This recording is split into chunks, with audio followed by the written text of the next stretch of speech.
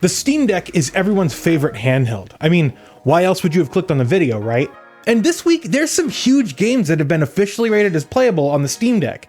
Plus, some new features have hit the Steam Input and desktop beta client. That's right, it's Steam Deck news time. As we talked about in last week's Deck News video, the Division 2 has a divisive update that included a single fix to improve Steam Deck compatibility. For real, that's all the patch did. While Deck players celebrated, many other fans of the title balked at the idea that they'd fix support for the Steam Deck before the other issues that were glaringly obvious. Well, as a follow-up to that story, the Division 2 has now been officially ranked as playable on the Steam Store page. Why playable though? It's because the game's launcher or setup tool might be hard to use with the controller that's built into the Steam Deck, and it may have some in-game text that's too small. Have they fixed anything else about the game? Nope. And speaking of games getting a playable rating, many EA games have been upgraded. This is because the rollout of the new EA app had caused these titles to actually become broken or unplayable. Many EA titles like Battlefield 4 and 5, It Takes Two, Madden 21, 22, and 23, Mass Effect Legendary Edition, Mirror's Edge Catalyst, a host of Need for Speed games, and Unravel 2 have received the playable badge. And it's interesting to note that most of these games were working before Electronic Arts broke them with the EA app update. Now, before we move on, I want to take a second and thank the sponsor of this video, Micro Center. Micro Center is one of the largest consumer electronics retailers in the US. With over 30,000 products in stock, there's something for everyone. Students, IT managers, and gamers alike trust Micro Center for their computer and electronic needs.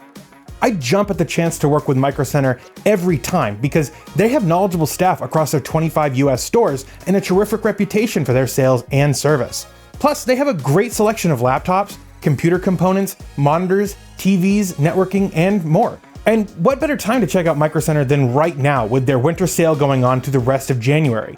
Micro Center has slashed prices on laptops, computers, monitors, and much more. New customers can click the link in my description and get $15 off their next purchase.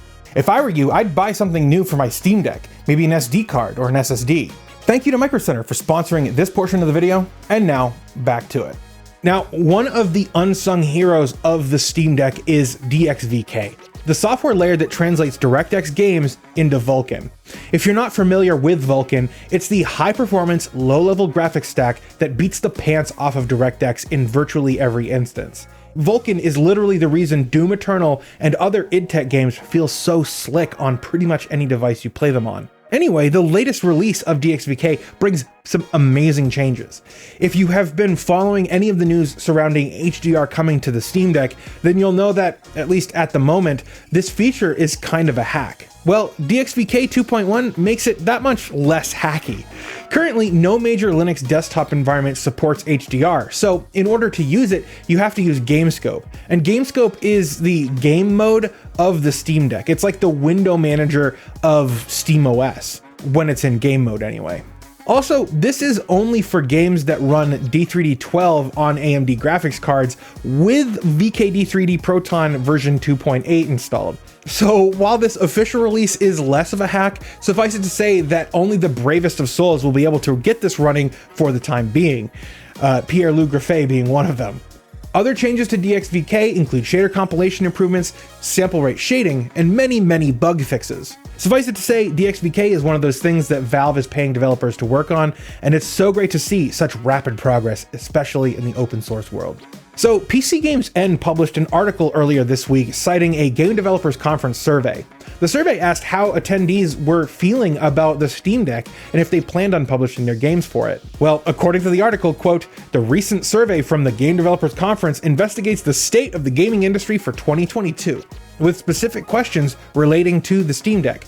When asked whether the device had any long-term future as a viable game platform, the results revealed that while 36% say yes and only 17% no, a majority of the respondents, 47% to be precise, claimed that they were unsure." Which would be pretty explosive, right? I mean, if 40% of game developers were still unsure about how the deck was going to play out. Well, on Twitter, Liam from Gaming Analytics took PCGamesN to task for this article because guess what? The survey they're citing here, it was from 2022, which was well before the Steam Deck was even released. Now, as someone who has posted enough things on the internet to have gotten at least one or two things wrong I understand. I mean, sometimes you miss critical information that's right in front of your face. And to their credit, they took the article down after Liam called them out. But that hasn't stopped other outlets from picking up this article and spreading it around as if it were news. And that's why I brought this up here. It's for you to be aware, because this article is not an accurate representation of game developers' sentiment towards the Steam Deck. I would be interested to see what game devs at GDC this year think about the Steam Deck though. Can't wait to see what that looks like. Now, as is tradition around here, we end the show by talking about the Steam Deck software updates that have hit. And this week, there have been 2 back-to-back beta clients that we should talk about. First, on Monday, we had an update that focused on Steam Input and desktop mode. Now, Steam Input reworked the layout for the mode setting page to show more content. They filtered mode shift button options to only show available buttons based on the controller type. They fixed cord activator options for Xbox and Xbox Elite controller types. They improved layout preview for Nintendo Joy-Cons left, right, and pair. They fixed capture button icons not being displayed for Joy-Con pairs. They fixed the Switch Pro layout preview not showing the gyro.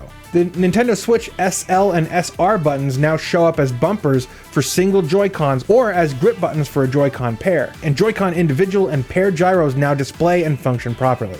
And then in desktop mode, they hid the cursor when in gamepad navigation mode on big picture mode. They fixed big picture mode keyboard window not exiting when closed, and they fixed an issue when detecting game windows on Linux. And then a small update hit on January 24th that made the standalone and overlay keyboard movable around the screen, and the keyboard will actually cycle through a set of predefined positions. Valve also added a fix for the windowed version of the controller configurator, and finally they added mouse buttons to the events that will skip the startup movie. Now, it's great to see the Steam Deck software continuing to push forward, and I'm looking forward to seeing exactly what beta features over the last month will arrive in the upcoming stable channel update. What features do you think will make the cut? Leave me a comment and let me know.